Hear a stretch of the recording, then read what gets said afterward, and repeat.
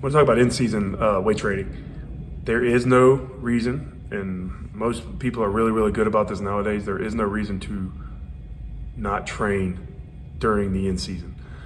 The biggest thing we want to make sure of is that we want to maintain a high level of intensity when we're training. So in terms of the percentages that we're using, but we want to decrease the volume.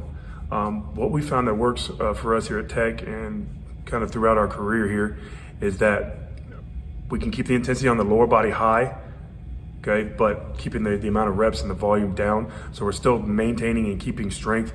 And in some cases, for some kids, depending on training ages, actually continue to gain strength. In terms of our upper body lifting now, we will still go pretty intense in terms of our upper body training, in terms of the volume. So the volume would be a little more moderate, somewhere in that 4 to 6 rep range, where our lower body will have a tendency to be somewhere in that 1 to 4 rep range.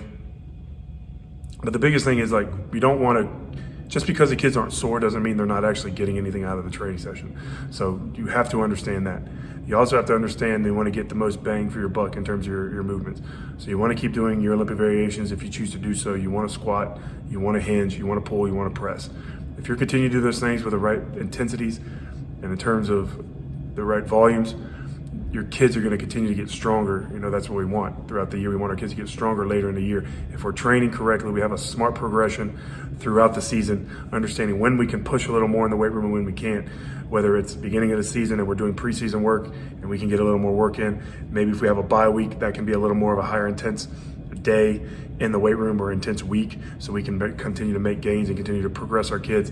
But just being smart and making sure that your kids understand proper movement quality, understanding that the volume that they're going to use is going to be low, but the intent and the intensity have to still be there in season.